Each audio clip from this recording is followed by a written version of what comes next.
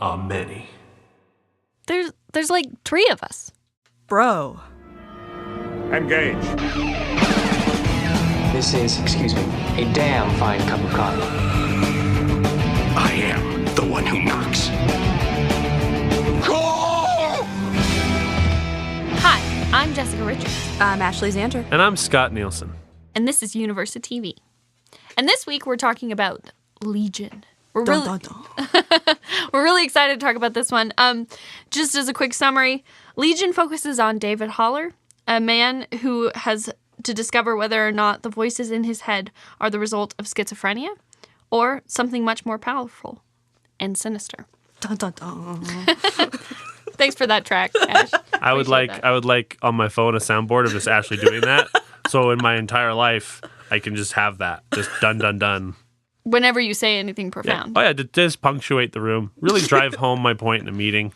Just CEO, dun, dun, dun. So today we're going to be talking about this show. This is one of the most exciting television experiences I've had in recent memory. Seconded. Yeah, I absolutely, particularly the pilot of this show. I mean, this was completely on a different level for me. I really enjoyed it, and I thought it was fantastic. So I'm excited to talk about this one, and I kind of want to talk about some of the influences that surround this show. So, what do you guys think of it? So I liked it. I don't think I liked it nearly as much as you two did. It was good. I think maybe I went in with really high expectations, and I actually thought, I like Marvel, I like comic books, I grew up on X-Men, I'm really excited for this. I thought I'd probably like it the most, but I found myself I thought the pacing was a little weird. I thought the setting, while I understood what they were trying to do with the, hey, mental illness, so you're going to have a similar experience where you don't know what's going on, what's real.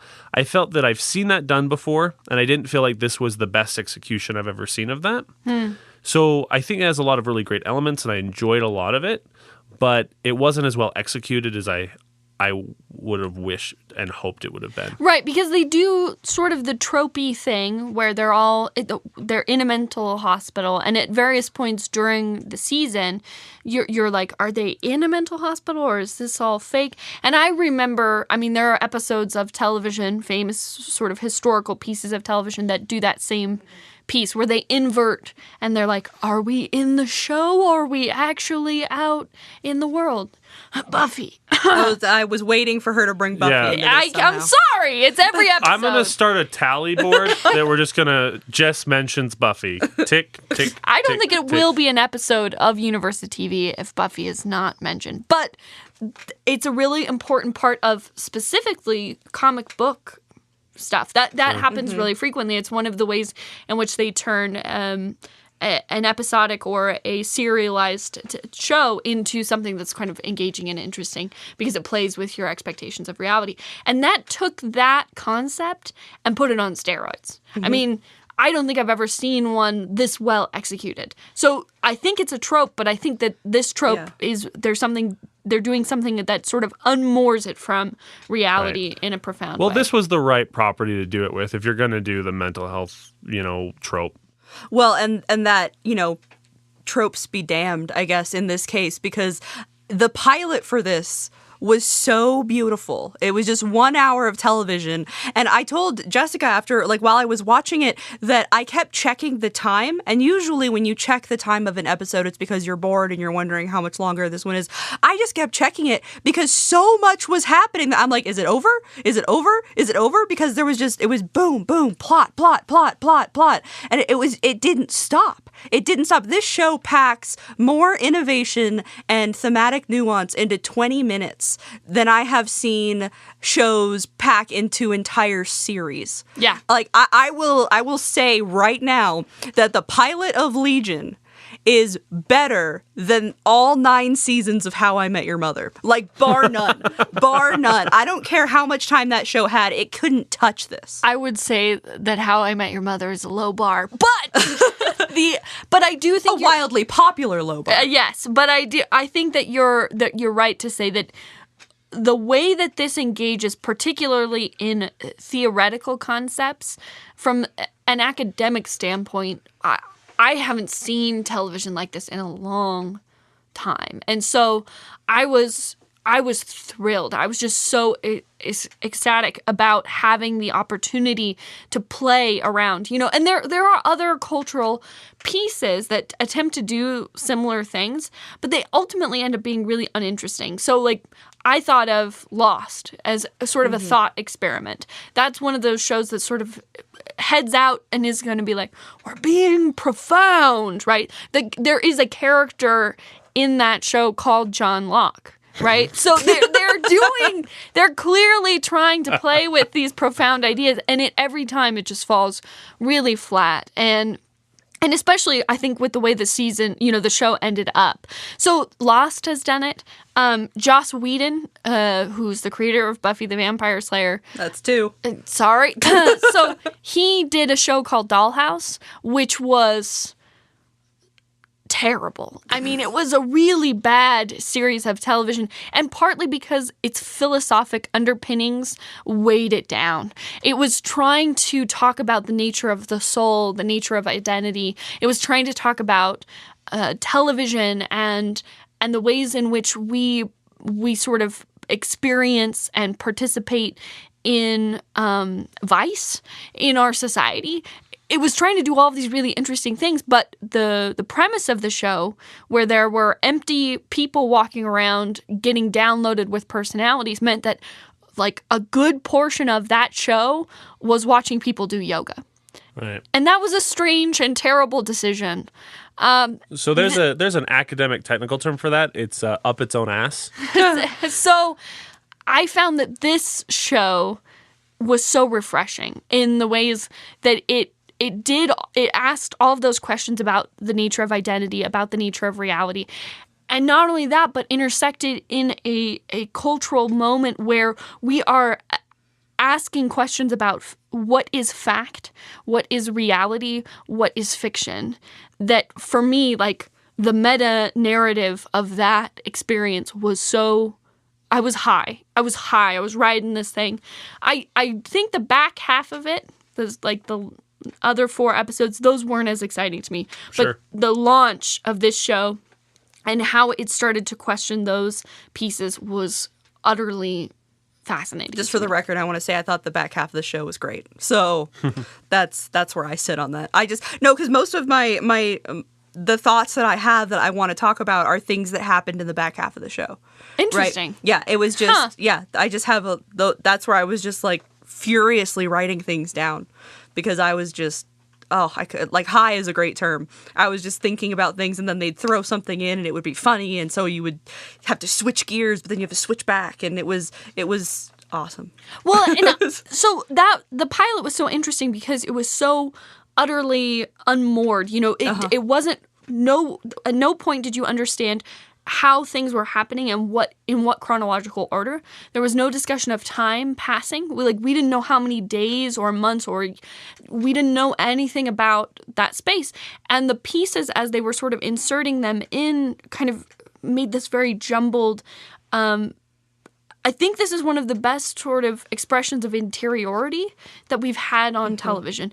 The idea of portraying a mind as it exists and being able to discuss that effectively and interestingly and dynamically without it being boring or failing. Was really good. Credit where credit's due. It goes to Noah Hawley, right? Who's the showrunner for Legion. Absolutely. And he is just brilliant. He worked on Fargo. Yeah. For people who are looking to like place him somewhere else. But one of the things that I felt particularly interesting, and I think it backs up your point about the show depicting interiority really well, is no one's really sure what year the show's happening. Because on the one hand, there's a very like 60s aesthetic that's happening. Yeah, I had a lot of questions about that. And so I did some research into that because that's part of what made me feel unmoored. And, part of it's because we're not sure what's real and what's not real, who's reliable, who's not reliable, who's dead and who's not dead. We're not sure about any of that. But I was just like, if I can just anchor this to something, and I couldn't even anchor it to a time period. You don't get an anchor. You get nothing. Because on the one hand, right, there's this weird 60s thing going on. Right. But then on the other hand, there's a guy who's dressed dressed like he's in the 60s or 70s, who's supposed to have been trapped there for 20 years. And then on the other hand, you've got a guy who's wearing like a vest over a thermal, which is distinctly 90s, 2000s. And so you're not sure what's happening here. Well, and they have like a tablet. There's a tablet at some point. There's a lot of tech that's in there, but at the same time... But the MRI machine does look like it's from 1948. I'm just saying. And so Noah Hawley actually did an interview where they were like, can you please tell us just what year this is? Just please tell us what is happening. When are we? And he said, this is not the world. Like, you're not supposed to understand where you are or when you are in this specific place. What this is it's David, the main character, David's experience of the world pieced together with his own nostalgia and memory. Oh, yeah. Well, and that's what's so great about this is because it's dealing with how subjective reality is on a really fundamental and kind of like possibly dangerous level, because when we bring the subjective to like when we emphasize that and put it on steroids, it can kind of unmoor us in a way that's sort of like, hey, are facts even important if I didn't experience them in a particular way, you know? So it's really challenging to me as a viewer to participate in this kind of medium that really fundamentally sort of says like, hey, you know what? Humans are really bad at memory. They're really bad at narrative. And the fact that we constantly are trying to ground ourselves in a chronological retelling of our existence and our lives is really stupid. Because it doesn't actually make any sense. And Tomini and Sid, right, when they're going back when David's sedated and they're trying to figure out what's actually happening, Tomini's like, people's memories aren't reliable. No. Like, because the whole point is they're supposed to go back and see the things happen so that they can piece together what the reality was. But the memories themselves are unreliable, and objects have memory. And there's just so, it's so good. There's just so many layers of this. And the idea that memory is unreliable, but it's all we have. Yeah. So how else can we experience life, right? So we are forced to use this really imperfect medium or you know, way of telling these stories. We have no other options and no other choice, and so it makes us profoundly vulnerable. And that's part of what I really liked about this particular telling of the superhero. There was something almost, I don't know if it's ecological about it, but it was sort of interesting to think about David as a person who has so much power over the surrounding world around him. Like, he has an impact. But the way that his measuring system, the way he calibrates how he puts, himself into the world is so dangerous. I think he describes himself as like a machine gun at some point during the show. And I think that there's something that's kind of true about how we are that impactful and that negative and how we don't track that well. So I want to stop a little bit there because you said the word superhero, and I disagree that this is a superhero show. Ah, interesting. I don't think it is. It doesn't fit. Obviously, it doesn't fit the formula, right? It's very different. None of them seem. They're not fighting crime. They're fighting the government, right? It's a very X-Man-ish thing to be fighting against the government, which is Legion is from the X-Men, right? Mm-hmm. But this also has almost nothing to do with the source material. It's a different show. It doesn't really follow its namesake to me. Oh, right. Because that was one of the things I had wondered. Does anyone know why it's actually called Legion? Because there was like a couple of people. Right. So for those of you who don't know about the source material, so David Haller is Legion. He is the son of, and this is hinted at in the show. Okay, but don't tell us that. Oh, I want to. Well, but. No, I don't want to know. You don't if you paid attention to the show, you should know the answer to this question. Yeah, but I don't know. Don't. For those of you who don't know, Jessica hates spoilers. I'm sorry she made that your problem. No, only talk about, just... Anyway, so the point is, Legion as a character has mental health issues. He has multiple personality disorders, and he has a myriad of powers. He is very powerful as a mutant. However, he doesn't have access to all of his powers at the same time. Each personality that he has controls one power. So he has one personality that's a pyrokinetic, one personality that's a telekinetic. But he actually has a real mental illness. That's actually a real part of his character. And that's why they call him Legion, because he's got like 27 or 30 people in there. Whereas with David in this show, the very first thing they tell him when he makes it to Summerland is, you're not really sick. You don't have mental illness. That's not a part of you. That's just what they told you because of your power. And I don't want to talk about like that being erasure or anything like that. But it does sort of rob us of this character that has mental health, and it's a different story. So I'm going to push back against that idea because I actually think that it's really ambiguous whether or not he has mental health problems. By the end of the first season, I don't think that we have an answer to that particular piece because we have only ever seen David when he's been possessed by the monster. We don't know what's left. Right, but he's Other been than possessed by the monster since he was 5 years old. Yeah, but we don't know what the monster did to his mind. So what is left over after it? So he may have developed mental illness at some point during his life with or without the monster. Sure. We don't know. And that's part of what's so scary for him about this experience is that I love that monologue that he gives halfway through the season where he says something along the lines of, the most dangerous thing for a person who has mental health issues to believe is that they're not sick, right? And I actually think that the show has left a lot of space and a lot of ambiguity about how he's been. I mean, another really brilliant piece for me was that line from Aubrey Plaza's character, the monster, who says, "Have you ever tried to unmake soup?" Yep.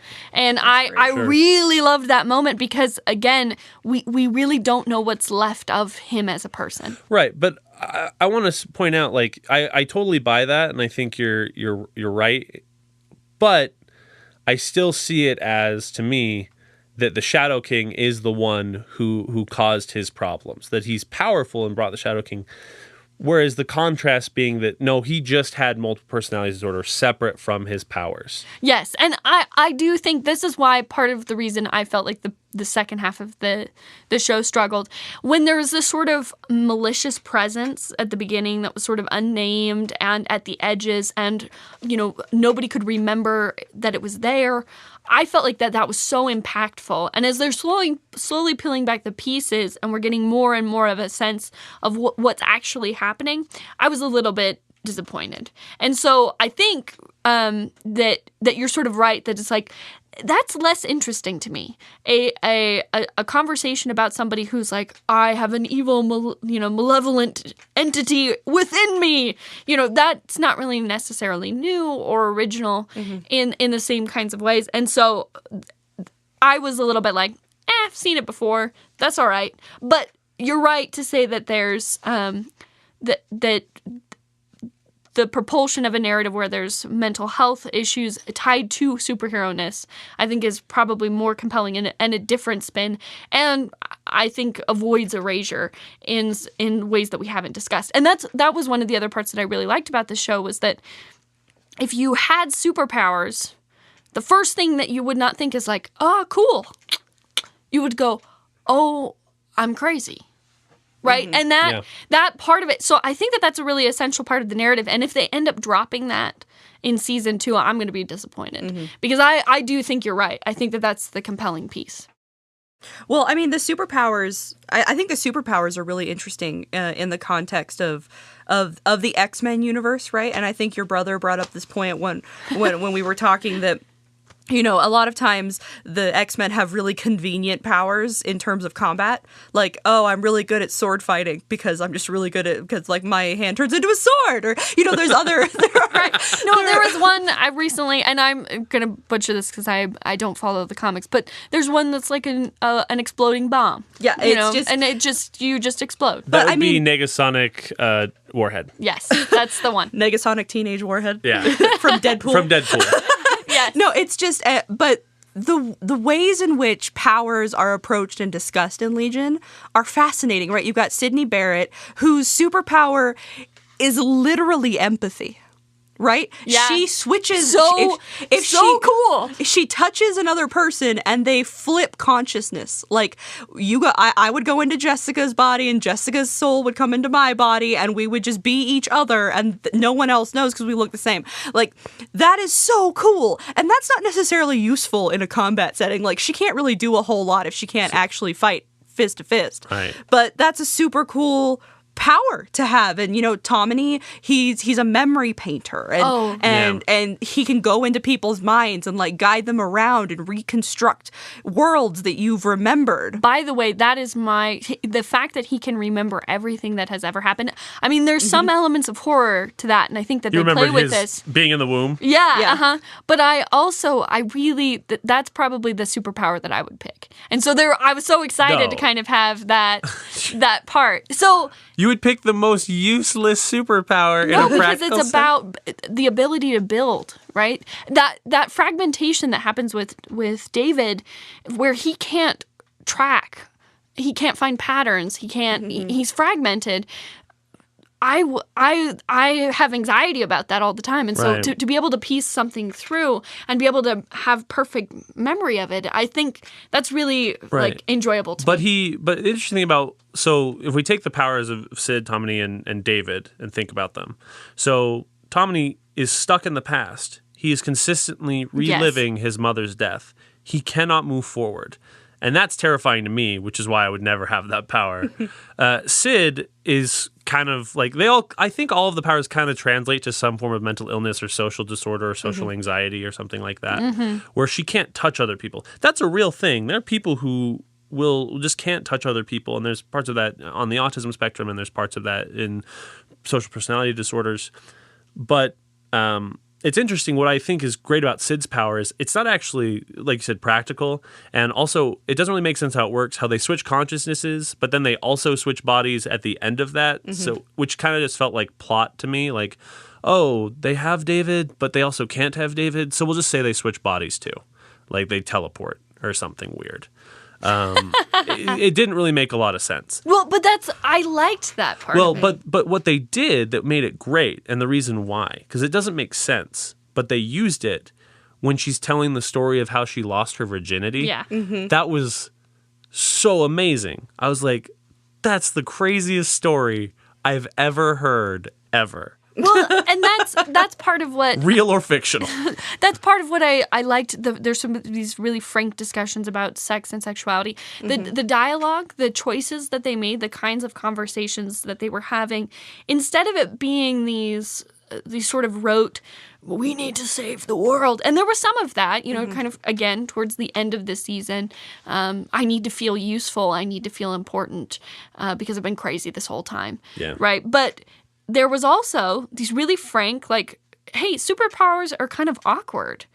We're weird. Yeah, and weird and intrusive and uncomfortable. I thought that the Carrie and Carrie plot, where they're, in that episode where they're back in the mental institution inside of David's mind, and they've kind of tied themselves together and are kind of like, we just want to be happy. Just let us be happy. And you're sort of looking at this situation and going like, he's a much older man and she's a very young girl.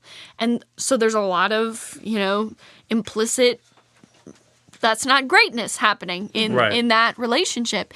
And they're so codependent on each other. And it's weird. It's just a really weird power to have. And so I really liked that. My other very favorite probably part of this was the discussion that David and Sid have after they've switched bodies, where they're talking about what it was like to experience, the female body or the male body. And I thought that was so real, and it was so entertaining. Sometimes I still feel like I have long hair. Yeah. Like those pieces of dialogue that were so refreshing. I was like, why haven't we had these interesting conversations before? This seems so untapped to me. And so I felt like that really opened up the space. Well, it's really interesting, like how they deal with powers, in that everyone's powers are kind of like unique and interesting and have this different thing. And David's power is just like kind of Deus Ex Machina. Yeah, absolutely. And I think David's to represent the human consciousness in relation to the powers of God. Like if a person was God, what would that do to their psyche? Mm-hmm. Right? Yeah. And you could say the Shadow King is the devil, and you could make like a whole big paper about it. Well, and so frequently superhero stories have a balancing problem where they're like, got all these really cool powers, and then you sort of have to go, but the evil is eviler, right? And this was like, oh no, if this dude's kind of messed up, then that's scary. Mm-hmm. And that was the thrust of the plot, but it was something we haven't really explored that much. Right. Yeah. Well, all of our superheroes are really centered in themselves. Yeah. So frequently. Well, there are these beautiful, like, innovative moments for me that happen in this show, in particular, that just, I think they play with the televisual medium. Like, first and foremost, they play with character development, how we understand what a character is in the context of a television show. And, you know, there's even these little moments where, like, Clark is talking to Dr. Bird, and he's like, how long is it before you realize you don't have to listen to us anymore? Like, he vocalized the fear that all of the X-Men franchise has been based on into perpetuity, right? And he just said it in the one line. He's like, we're afraid that you are going to overpower us. And she's like, because we are. And it's that the tension in so that succinct. scene was so beautiful. But then there's also, and the reason why I like the back half of the series, right? Episode 5, where they lose their voices for about 20 minutes of the episode. It's a 40-minute episode. About half of it, they cannot speak to each other. And I will take a page out of Jessica's book and I will reference Buffy, right? Tick mark. I know I'm crossing over into the evil side, but there's an episode that Joss Whedon has been hailed for, right? Hush, the episode Hush, where most of the episode their voices have been taken away from them by the gentlemen who are the villains of that episode. But how do we understand plot and television and 5 acts and a climax and all of that when our characters cannot speak to each other? How does that work? And the way that 20 minutes used music and the way that they like mimed to each other, how Dr. Bird mimes to Carrie that she wants the other Carrie because she has the Lucille style baseball bat with the nails coming out of it. Like, that was so beautiful. I was so engrossed. And then when Sid tries to talk and Aubrey Plaza comes in and she's just like, this isn't for talking, this is for listening. I didn't even want to blink because I didn't want to miss. Yeah, the editing in that section, flawless. I mean, it was just moment after moment. And again, it's so interesting in a show that's so fragmented, how easily it is to feel so disoriented and grounded at the same time. Right. Well, what's great is that when we talk about the trope of the unreliable narration or the unreliable scene that causes you to not know what's going on, in the same way that we're being deprived of our sense of hearing and they're being of their sense. And that's terrifying. That it makes you think about, it puts you in that headspace of mental illness or not being abled in some way. And the show kind of terrifies you like that, of like, if you didn't have sound. And that's what's really terrifying about David. Right. You know that scene when he goes to Division 3 for the first time to rescue his sister Amy, and you just see him dancing around playing, and obviously it's the Shadow King at that moment having taken over, but he just snaps and everyone's dead. Right. And to know that there's this overwhelming power that can do whatever it wants to you and is not consistent and terrorizes you is, as someone who is very like neurotypical, I imagine that's a lot what mental illness must feel like. Well, and I think it's really interesting the ways that they sort of play with our sense of what does it mean to have a soul? What does it mean to have an identity? You know, what are we made of? Are we a blank slate that grows into a person based on our memories and experiences? Is there something innate about us specifically, you know, that counters that? And this is a space that television has tried to document and tried to play with and tried to talk about over and over and over again. And it was interesting to kind of see in some ways that this show is making a statement about, again, sort of it felt very metamodern or postmodern in the ways that it sort of said, like, everything that we thought, we want to pull it apart, invert it, and then also make it seem like it's happening all at the same time. And that to me was interesting, and that sort of sense of chronology and the space that's not being taken up. So that was really... Well, and watching him come to terms, right, the sixth episode, the fifth was my favorite, but the sixth was a close second for me. But it's that entire scene where he thinks he's trapped in a coffin. Oh, God. And all of a sudden, his rational mind shows up, who, by the way, is British. Yeah. Which I love that his That was a rational lovely mind touch. is British. I loved that. Right. That was beautiful. But I thought what was so cool, right? Because you can go the Sherlock route, and you can just have him be like, "Oh, I'm visualizing everything that happened, and now I can see the little time." Right? They do this chalk animation. Yeah, it was great. It was really great. And I loved that. I thought, if you're going to be telling this story, because there's no way he knows exactly who his father is yet. There's no way he knows exactly who the Shadow King is yet. So the way that, like, they have these drawings interact with each other, and there's 9 chalkboards, and there's scenes playing out on each of the chalkboards, and they're progressing, and he's watching all this stuff happen because he doesn't actually have anything to ground himself to any of this. He doesn't know what his parents look like, so he can't visualize them. The chalk drawing. Yeah. That whole scene with his rational British mind sitting in the classroom while he's writing down words like adopted, right? It was so beautifully done that I think I enjoyed that experience more than I've enjoyed certain episodes of Sherlock. Right. And that's high praise coming from me. Well, and I think that you're absolutely right. Like, that one of the other things that I really enjoyed about this series was its humor, the comedy. And in fact, I actually thought Dan Stevens did a really good job as David of being the comedic relief. Some of the stuff that, there was that moment kind of towards the end of the series where he's got the halo on and he's like, "It's gone," and he's about to take it off. And the guy's like, "No, don't." And he's like, "Oh, so I should keep it on then?" Like, there were all these really great little throwaway moments that brought, some levity into this really despairing kind of situation. Yeah. And I really liked it. I thought it was really funky. I thought it was weird. I loved, like, for me, the Bollywood dance at the in the pilot was great.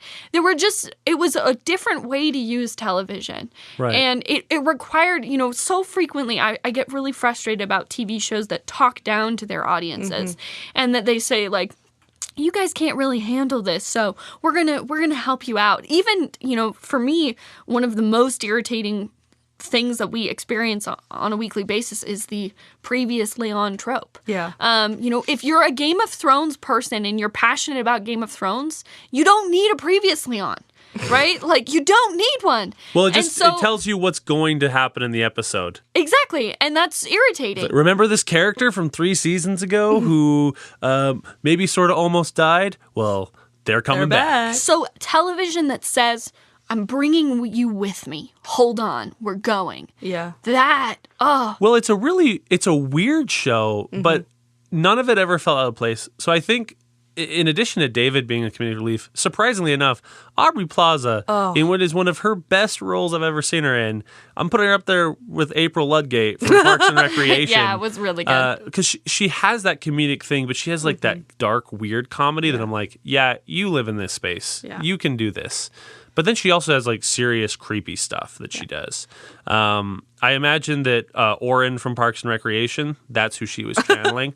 But she has those funny moments where you absolutely. laugh. And you're like, you're the bad guy. You're this horrible creature. You're king. You're the Shadow King. You are Larry, Barry. The angriest boy in the world. Jerry, Huey, Dewey, and Louie. Yeah, absolutely. And it's fascinating. Like, I think about, like, the burlesque dance that she does, because that was one of the most kind of out there things. But I don't know why, but I was just like, no, this makes sense. This seems like a scene that belongs. Because the Shadow King is a narcissist, right? Yeah. That's, at the end of the day, the Shadow King is all about the Shadow King. Right. And so I think that's what's so interesting about the monster is that something that's such a narcissist has so many forms, right? Because you've got the angriest boy in the world form, which is probably the one that I find the most terrifying. Oh, it is. I think it's because I have a hang up about puppets and, like, it was too close to a puppet. But it's awful. But that one was terrible. And then you have, right, the Aubrey plot, you got Lenny, who's Right. maybe Benny, but who's just the Shadow King at the end of the day, right? Right. And that, like, if the Shadow King was a pretty lady, he's gonna do a burlesque dance, right? He's gonna feel himself up and be sexy because that's what the Right. Shadow, especially if he's winning, Right. right? Well, and I that's- think that's why the burlesque dance worked for me, is because I was like, you know what? Yeah, he would do that. He would be like, when I think about you, I touch myself. And that type of was the stuff. thing. That was the thing that bothered me about it, was because again we're reverting to this like really, I thought it was very boring in the fact that it was like, you know what's evil? Sex. And I was like, really? Come on. Like, aren't we past this? Like, she's super libidinous. And in fact, we have the dichotomy being set up of the girl who can't touch and the girl who's like thrusting her Who hips touched and too much. yeah. And for me, I was like, that's a little bit like not as feminist as I would like. No, but at the same time, right, Sydney's a very sexual person. Oh, absolutely. Right? When she goes into, because like they have mind sex, or however you want to qualify that, Mind-blowing astral sex. plane sex. Matt said as soon as he kind of found out like that David could bring her in, he was like, oh, here comes the mind sex. It was Well, great. it's not even mindset, right? Like, so it's interesting because there's questions of like astral plane versus in his mind, right? They kind of draw that line a little bit. So is it real? Is it not real? But what I loved about that scene specifically is when he pulls her in, he doesn't really tell her he's pulling her in. He's not like, okay, I'm going to take you into a mind place. He just pulls her in and he kind of says like, I'm the magic man. And I was like, I got scared. Yeah, he was It terrifying. was a little rapey. Yeah, no, he was kind of terrifying, and that he played that edge so well all the way through the show. Yeah. So I think I'm so excited about this next season. When I found out that it was going to be February 2018, I was like, really? I have to wait. I have to live until we can get to this. I was really excited about it. Do you ever have so- that thing where you're driving in traffic and it's really bad and you think, oh, I might die. And you think, nope, I have to make it to February 2018 for this season of this show. Well, I have a long list of those. So, but I think that, I think that this is something innovative, and I think it's really interesting. We'll have to talk about it some more as we watch it unfold. Right. We'll probably talk for another hour about this. Pretty much. So what did you guys watch this week, though? Well, don't get ahead of yourself. We need a grade. Oh, that's right. Great. A. I know I've been throwing out A's. I've been throwing them out, but seriously, this was great. Right. And I even though I was disappointed by the back half, the work it did in the first half, just for me, it was enough. It was enough to. There were 15-minute parts of the episodes that were better than most series of television I've watched. Absolutely. Yeah, I know. A.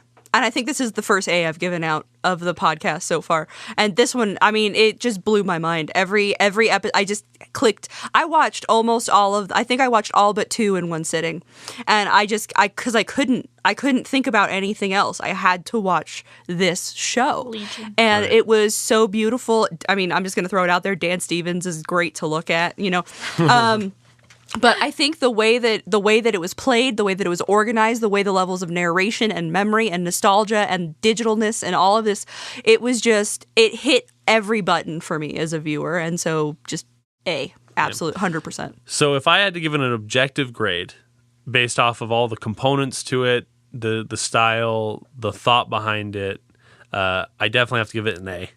Yay! Objectively speaking. Yes. I probably feel more like a B plus or an A minus, but I feel like that's my problem, not the show's, because I went in with a certain expectation, and because it was different, I feel like I maybe was a little disappointed. Right. And I think that that's fair, because I did expect it to be a superhero show. And when it suddenly wasn't, I was like, Yeah, I think it's a better show for it, which is why I give it an A. right. Even if my own experience, I didn't like it as much as I wanted to, it is an A plus show. Cool. Awesome. Okay. So, yeah, it was great. What'd you guys watch this week? I watched season 2 of Master of None. Did you love it? Oh, I loved it. And it's one of those, we have a lot of shows where we're like, the first season's great, then the second season's, because you think it's going to be as great, and then maybe it doesn't hit the bar quite as well. I think Master of None, the first season, did some individual episodes very well, but overall, I don't know that it was as cohesive. But I feel like season 2, it's figured out what it is. And there's a particular episode, it's called First Dates. And the whole episode is just Dev, Aziz Ansari's character, going on a series of first dates with women he's met on apps. and it is the best analysis of app dating in the modern age that I've ever seen. And I would highly recommend, if you were skeptical about season 1, go do season 2. Cool. That's awesome. Scott? So I'm currently watching the simulcast of Attack on Titan season 2. I really liked Attack on Titan. I thought it was great. Yeah, so Attack on Titan is interesting because there's a term in the anime fandom called a starter pack, which is it's the anime that like the 1, 2, or 3 anime that people watch to get into the genre. Right. So, and it really depends on when you were born. So, for example, my starter pack was Gundam Wing and Dragon Ball Z. People that are a little bit younger than I am, it was like Naruto and Bleach. And Attack on Titan and Sword Art Online are this newest incarnation starter pack. Oh, interesting. So in terms of like, if you don't watch anime and you come in to watch it, because this is a really good place to come in, Attack on Titan. There's a lot of parts of the genres that it does well, and there's a lot of stuff. But personally, it's good. It's something I'm watching. I think I could probably talk about it for a long time, so I'll just say it's worth your time if you like anime. Yeah, I'm midway through The Handmaid's Tale. Dun, dun, dun. Seriously. No, seriously. It is one of the most horrifying things I've ever watched. It takes an extreme amount of effort to make it through one of the episodes. And I feel like the actors and particularly Elizabeth Moss's character, just the way she emotes, it's one of the most beautiful things I've ever watched. So I'm hoping that we're going to get to talk about that episode in detail, or that TV show in detail on another episode of our podcast, because it's doing something brilliant. So thanks for joining us this week on UniversiTV. I'm Jessica Richards. I'm Ashley Zanter. And I'm Scott Nielsen. We're out. Class dismissed. Make sure to check us out on Facebook or Twitter by liking us at UniversiTV Podcast, or you can email us at universitytvpodcast@gmail.com with your recommendations for future episodes.